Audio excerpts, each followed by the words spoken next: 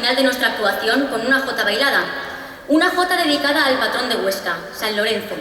Con esta jota damos las gracias a los amigos del Grup de Danses Els Fallers por invitarnos a participar en este encuentro que han logrado consolidar con tenacidad y esfuerzo.